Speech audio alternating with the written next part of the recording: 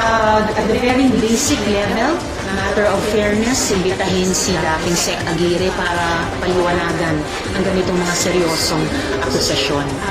Hindi na pwedeng i-dismiss simply as hearsay lamang dahil ito ay mga ebidensyang nakuha ni Alex Chong, yung ating witness, corroborated by Mr. Tulfo and by at least another person, binanggit ni Mr. Chong.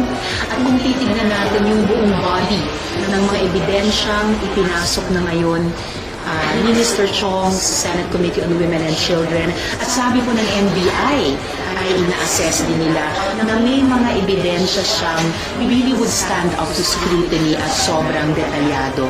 Dahil itong mga pagbanggit kay dating Secretary Aguirre ay bahagi ng buong body of evidence na ibinigay ni Mr. Chong kay Mr. Tulfo at ngayon sa Senate Committee on Women and Children. At yung mga bahagi nito ay validated ng NBI, deserving of serious follow-up yung mga accusations against former Secretary Aguirre. Sino ba naman makukumbinsin na yung mga former immigration officials at personnel natin o yung mga ibang kasalukuyan, ay lahat sila 100% walang alam. My God, yung pinaka-unbelievable moment talaga yung andyan na sa Viber chat group screenshot ang mga pangalan ng mga tao.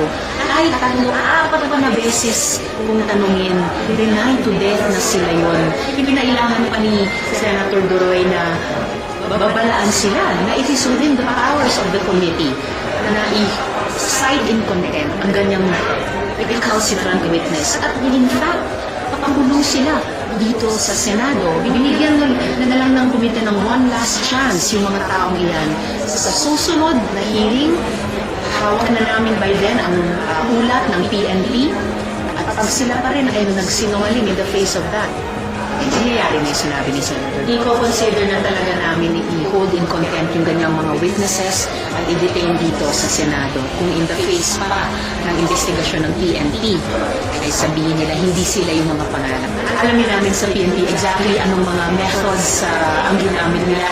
Pero lahat ng mga raw evidence na yun ni Mr. Chong, both the video kung saan nakikita yung computer list at nakikita din yung mga screenshots ng mga Viber chat groups ng mga listahan ay nasa kamay na rin po ng that would be within the power of the investigating agencies, lalo na to aid yung technologically aided na pagpapatakbo nitong mga criminal syndicates. But for sure, during the hearing, solid yung pagsuporta ng dalawang resource persons sa isa't isa na minsan lang daw sila sumakay sa chopper na iyon at hindi daw dun sa Mulanay.